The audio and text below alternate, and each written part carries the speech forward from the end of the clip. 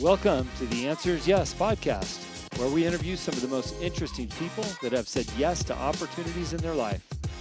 We hope that through these stories, you can learn to create your own destiny by saying yes along the way. Join us as we explore the new series covering topics such as passion, integrity, and hard work. I'm your host, Jim Riley, and I hope you enjoy these interviews as much as I do. I believe that everyone has an important message worth hearing. Hello, and welcome to the Answers Yes podcast. Thanks for tuning in. You know what's so cool is when you could connect to people through vendors and relationships. And it might not be instant. You know, I had Ryan on earlier this week on our show, and Ryan and I connected through, I really think it was through the Lion's Den, and then it organically morphed into an Instagram relationship. Well, I've got Red Suit Realtor on the line today. Dude, Let's go. You've done such a great job branding yourself Red Suit, right? Everybody calls you that. And your email came in, it's like, Scott accepted your calendar request. I'm like, Scott. Oh yeah, Scott. What do your kids call you? Cred, right? You know, I tell people, it's like when my kids troll me, they're like, "Hey, Scott." I'm like, "You better not call me Scott. I'm the Red Suit Realtor." My little guy who's 8, he calls me the Blue Suit Realtor when he's really mad at me. Oh yeah. So we have some fun with it, right? It's memorable. That's awesome. Well, I love our connection. It's through Mike Follett, who did our books, both of our books. Mine came out last year. When did yours come out? My book came out about 2 years ago. Okay. So I don't want to say he was new, but newer than when I got him. So what a phenomenal opportunity to work with somebody like that. Yeah, Mike, it was so crazy. When I wrote the book, he taught me how to use it as a marketing tool as well and a branding tool.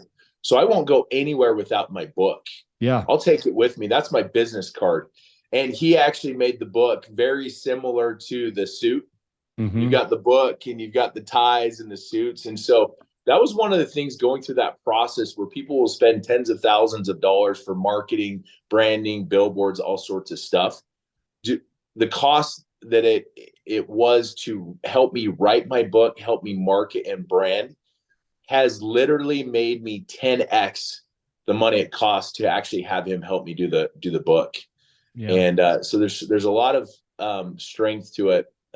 Another reason why I really, really wanted to write my book is because my brother passed away around 7 years ago. Mm-hmm. And I was really, really having a hard time getting that closure in my life. He had a disease called dystonia, and he could walk till he was like 6 years old. And then he gradually started to like trip, and he could barely talk, barely eat. By the end, he passed away when he was 39 years old, and he was like my best friend. I loved him to death. And it was really, really hard to have closure. And so writing that book really gave me that closure that I needed to.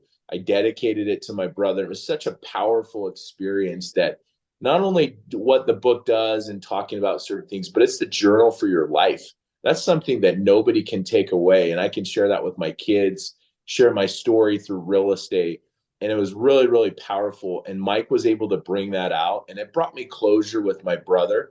And after that book launched, I'm like, okay, everything's out now. So we're going this full Red Suit Realtor 100%. Mm-hmm. But literally, Mike changed my life by helping me understand the power of writing a book. And I'm terrible at writing. Mm-hmm. And so that was the beautiful part about working with Mike Follett, the Dream Starter. And I saw your book, The Freedom to Say Yes, and it is incredible. I don't know if you've read The Freedom to Say Yes, but if you haven't, you're doing a huge disservice. It's a very easy read, and it's powerful. Mm-hmm. And the titles on your book are really, really good. A lot of titles aren't very good. Yeah. But I loved reading your book and hearing your story.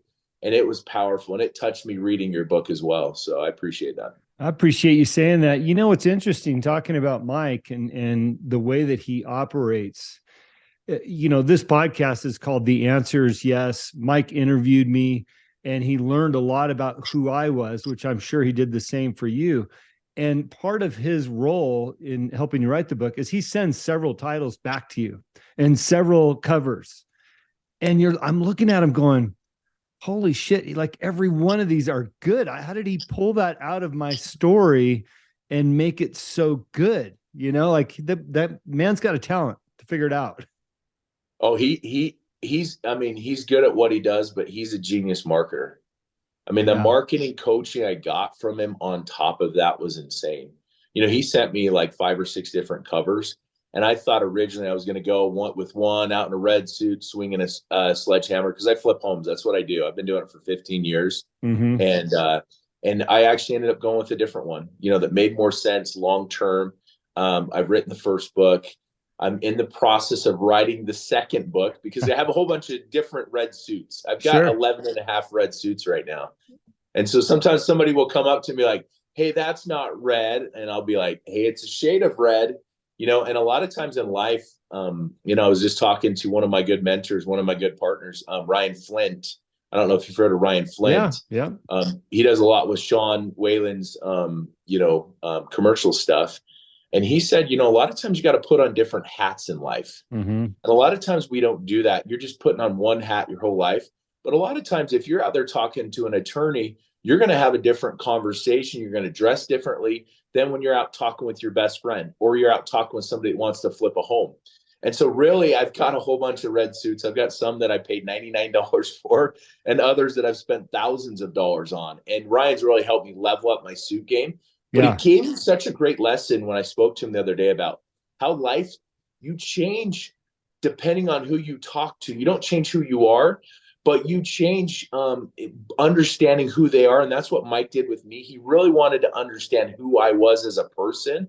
And I've been able to relay that information about everyone that I talk to. So, like, I'll give you an example. And I think this is one thing that I've learned from Mike, and I want to pass it along to you. If you get one thing out of listening to this, if you're going to have a conversation with somebody or a business meeting, do some research on them, find out who they are, find out what makes them tick.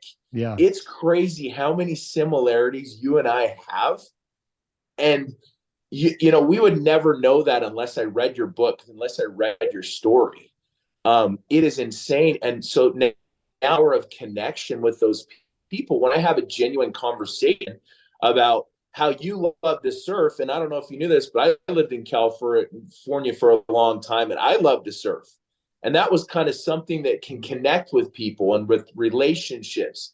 And so I've really learned from Mike of it's all about authenticity and learning who your audience is. Mm-hmm. And my brand the past year has grown significantly because every person I talk to, I find out what's important to them, what's important to you, and how can we build a relationship where we help each other out. And people see that authenticity. I don't go straight for the kill. And a lot of times I'm like, you know what? We don't have any business relationship here at all. I just want to build a genuine connection with you because that's in my heart, my soul. I have a mission to help 1,000 people do real estate deals, real estate flips. That's my goal. That's my mission. And I'm going to help 1,000 people. And so every single person I talk to, they're like, hey, I don't want to invest in real estate, but they might know 100 people that do. And so building that power of connection is the name of the game. And I've really learned and realized that through Mike and through reading your book, the freedom to say yes. You know, what's interesting about what you're saying is when people see what we do for a living, especially because we're so transparent, social media. I mean, you're obviously, hey, this is what I'm out doing. They don't always see this part that you're talking about because they're not sitting there in the coffee shop or, you know, at the bar over a beer, getting to know one another, or in the silence of your home doing some research on somebody. But, you know, I think what you're talking about, building relationships through understanding them is so critical. And it's not all about the sale. And that's what I hear you saying. It's not about the sale. It's about knowing people, building your friendships. And if it turns out to be a sale, great. If not, maybe you know somebody. And I think too often we just go straight for the throat, or at least that's what people think we're doing.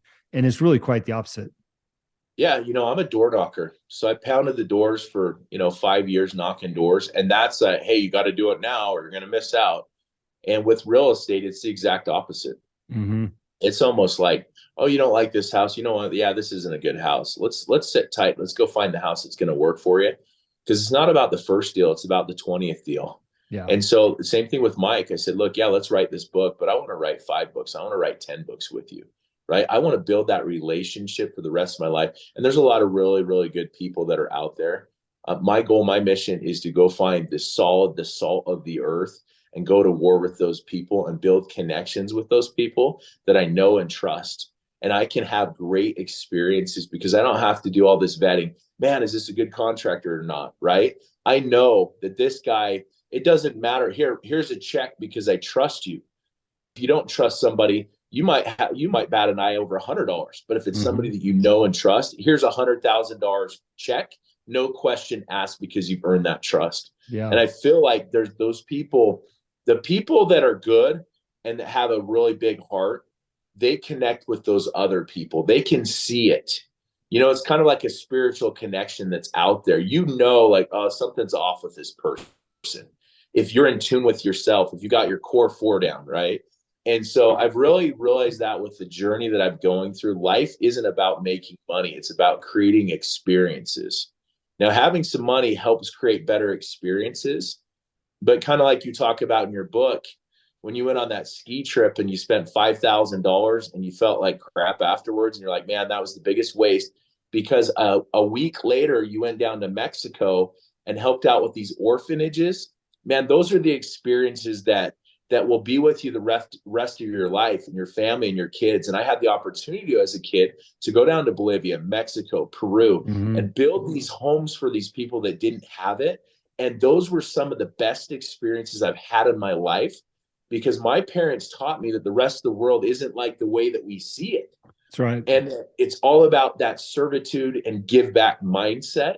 And when you realize that this life isn't about you, it's about creating experiences with other people, that's an absolute game changer. And for me, with my kids on social media, I do real estate, but a lot of times I incorporate my kids in there. My son's 8. My other daughter just turned 11. My son's 12, and my oldest is actually 27. I'm a grandpa. So I don't look like it, but, and you know, for me, it's all about these experiences that we create, and all about adversity and how you respond to adversity. Is really, really what builds character of a lot of people with that lack character. Yeah. That I've been on the past couple of years, meeting, connecting with people like you, with Mike, like Keaton the Muscle, like Ryan Robbins, all of these people with amazing hearts. We all have our weaknesses. We all have our obstacles. We're all going through it, but let's go through these obstacles together. And that's what's beautiful. I love that. Hey, you said something earlier, and I want to connect the dots for our listeners. You said that you don't go anywhere without your book. That's your business card. But yet you also told a story about your personal life with your brother. How does that resonate as your business card for the listeners? I get it. I've got a book, right? I carry mine everywhere too, but explain how that works for you, because I think it's a wonderful tool. Yeah. I mean, your book is your story. You know, it's funny because when I wrote my book, I had two options. One, I could just put the superficial stuff out there, or secondly, I could put the hardships in my book. You know, people are like, yeah, but once that's out there, it's out there. And then I'm sitting there thinking, wait a minute, social media, we post everything on social media. What's different with the book, right? And so I said, you know what? No, I'm going to talk about like the house that me and my wife got married in California. Yeah. And we literally lost that house to foreclosure about 14 years ago. I mean, talk about embarrassing for most, but that was one of the best things that's ever happened to me in real estate. That carried with me for 7 years on my record of foreclosure. So I had to learn how to do real estate with creative financing. People say, yeah, you're good at flipping because you have all the money. And it's funny because the Keaton the Muscle, that's how we connected. We work out at the same gym. He's like, hey, I heard you flip homes. I was like, yeah, I do. He's like, well, I want to flip a home together because I started this group, Limitless, and I want to flip a home. And a lot of people are asking about how to do deals without any money. So last year, Keaton and I, we actually flipped a home with $0 of our own money.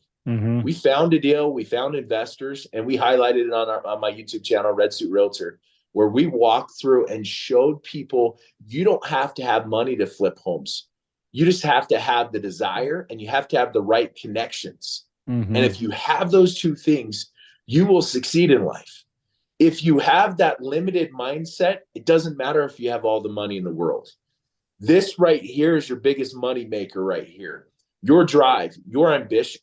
Well, how do you get better at that? Well, you surround yourself with people you want to be like that are going to level you up. And you start hanging out and associating yourself with those people. you'll start to learn things and do things that you've never done in your life. And so, having that book, having that story, I have nothing to hide now. People are like, I think that's the biggest problem. They try to hide from their problems. Yeah. No, all my problems are out there. Like, I wear a red suit every day. Like, it's okay. Not missing you. Let's talk about, I've got my issues. I've got plenty of my issues. I've gone through a lot, right, in life. And so writing that book forces you to really say, hey, this is my story, like it or not. And that's really what drives me, when it's all said and done. Yeah, I love that. It's interesting. I wrote the first version of my book with Mike, and I had my wife proofread it. And she says, Jim, there's nothing in here about your divorce. I said, well, Mike didn't put in there, but also I just, I didn't want to air that out. She's like, no, that was a struggle for you. You need to put that in there, And so for me, like you, I've aired it all. It's all on there, blowing $5,000 in a weekend. That's embarrassing that I was dumb enough to go do that. Right. So, really good point. Okay. I'm going to ask, even though I know, but again, my listeners don't, why do you call yourself the Red Suit Realtor? Great question. So, there's a couple of reasons behind it. As a kid, I was kind of bullied. I went to 3 different high schools. I had, kids after school chasing me. I had carloads of kids, trying to kick my butt, and deservedly so. Right. I mean, I'm 6'2" now, and I'm 235 pounds. I was going to say, I wouldn't bully you. I was 5 in high school. I was 5'4", and I was 135 pounds, but I had the same mouth on me. Right. And so, deservedly so. I had a bunch of kids, and that was hard. I had some times where I was like, man, is it worth being alive in high school? And so I went to a couple different high schools, and, and then, going through my brother, I saw people that really took care of my brother. And then I saw the people that, picked on him, for his, physically, he wasn't there. Mentally, he was the smartest, awesomest kid, had the biggest smile in the world. And, so through that process of happening to myself, and then also what happened with my brother, as I got bigger, as I got a little bit more self-worth in myself, in a way, I kind of became a bully's bully, in the fact that people that like to pick on the less fortunate, I would stick up for those people. And so the red suit to the world is, I have a saying, hey, if a guy in a $99 red suit can flip homes and be very successful at it, so can you. Right. And I think a lot of times people have those limiting beliefs. And at the end of the day, the red suit, the story was, it was 2 a.m. and I was online, and I saw a red suit, and I was like, oh, that'd be fun to wear to a University of Utah football game and set in the Oregon Duck section, or Washington. So I did that at the Pac-12 championship. I sat front row right there, and I was like, oh, this is kind of fun. And then a couple years ago, I ended up getting my real estate license 3 years ago. And one day, as I was going through this book writing process, my daughter, she's an incredible artist. She looks up at me and she's like, hey, Dad, you're the Red Suit Realtor. And I was like, that's genius. Like, for whatever reason, it just has a flow to it. Red Suit Realtor. Yeah. So I looked over at my wife, because she knows that when I do one thing, it's like full on commitment. I looked over at her, and she kind of gave me the thumbs up. She's like, yeah, that's genius. But I wanted to make sure she was okay with it, because it's a full-time commitment, wearing a red suit everywhere. It's a lot of attention, obviously, to the brand, to the kids and the family and whatnot. And so that's how it came about. It actually, my daughter came up with the name Red Suit Realtor. And for me, that's powerful, because I love my kids to death. And a lot of what I do with real estate, I'm doing it with them. I'm out demoing homes, and I'm out there, putting up listing signs and all sorts. And I bring my kids with me. Yeah. And so I want to teach them, my biggest, so I host these meetups every Thursday, and we'll get anywhere from 40 to 80 people that show up to our meetups. And we were talking about, what's your biggest fear in life, and what, a lot of times people were like, hey, I want to take care of my family. I want to do this. And then I brought up the question, well, what after your kids are, after they've graduated and they're off, are you still going to take care of them?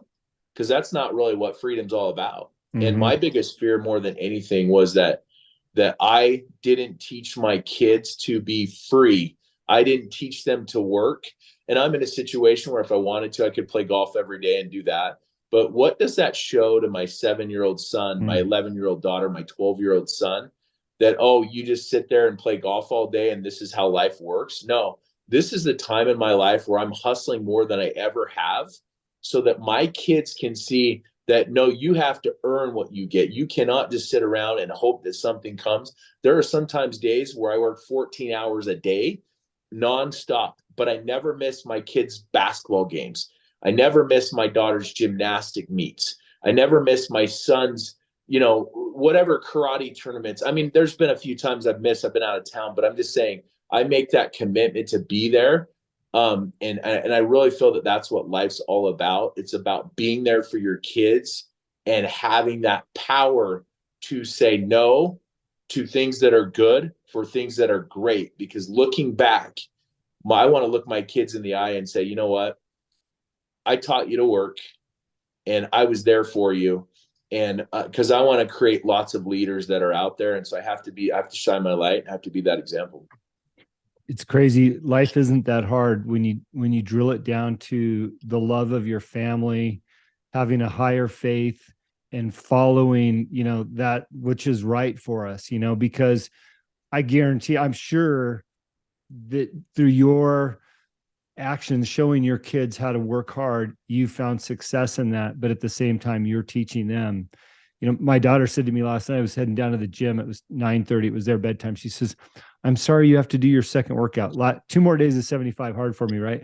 And I said, it's okay, man. I said, I committed to this and I'm going to finish it. I don't want to do it, but I want you to know that sometimes you have to do the hard things if you commit to something. She's like, I love you, Daddy. She gave me the biggest hug. And I really appreciate what you're saying about how important it is to show your kids, how to work hard instead of going out golfing every day, because some people just make that choice. And I don't feel like they're leaving much for their kids to aspire for. So thank you for that example.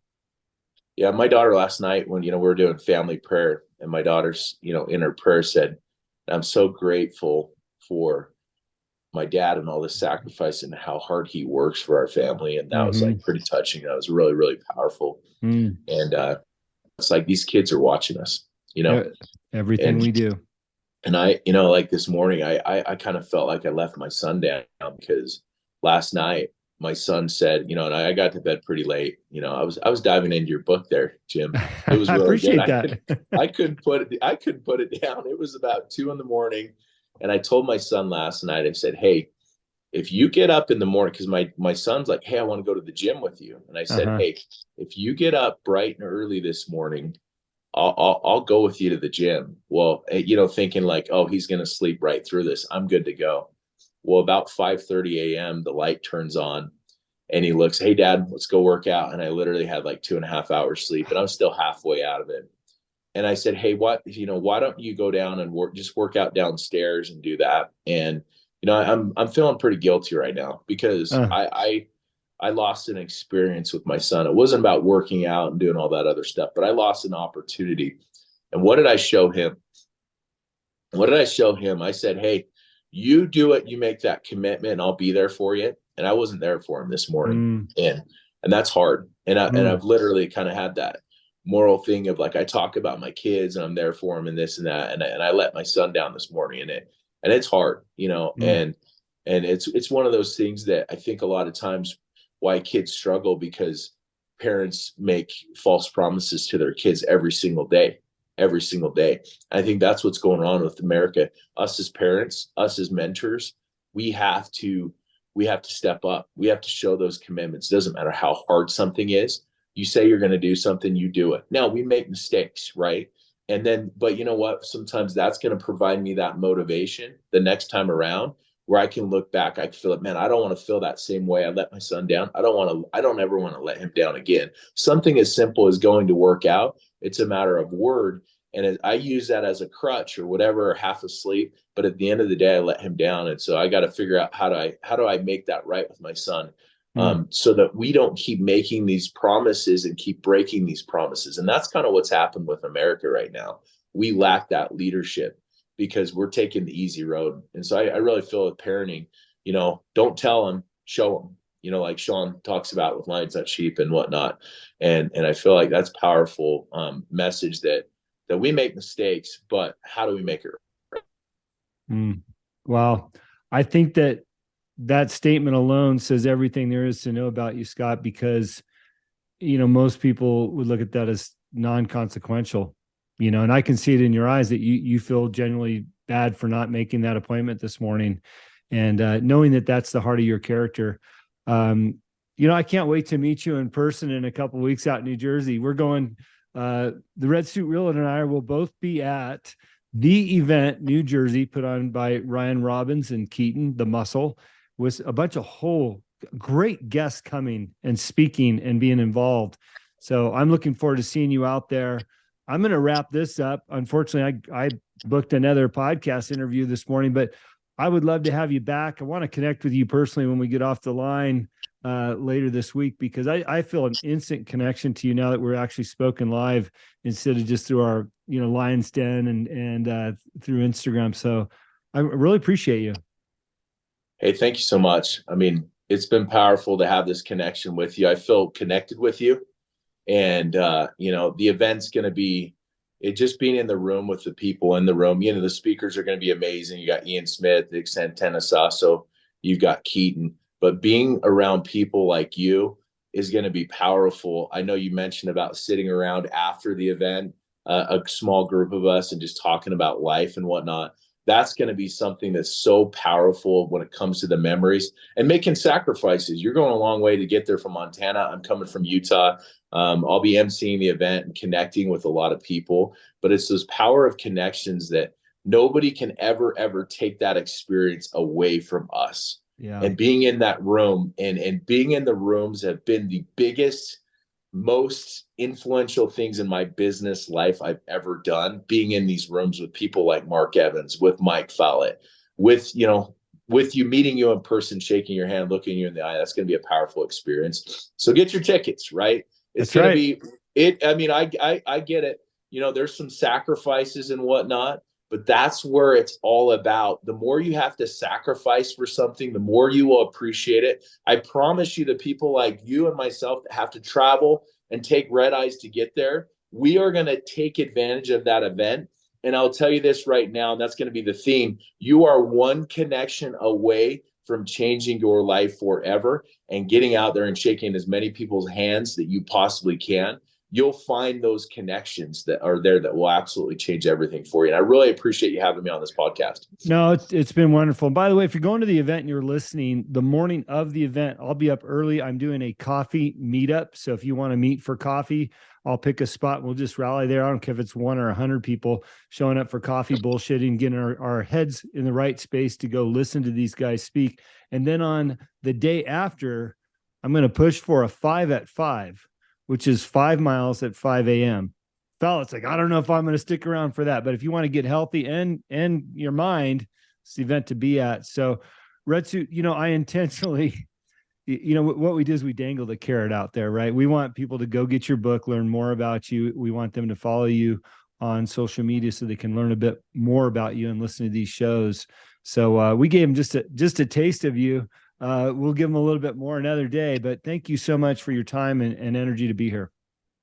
Yeah. Hey, thank you so much. I appreciate it. If you want to find me, just Red Suit Realtor on Instagram. But I'm excited.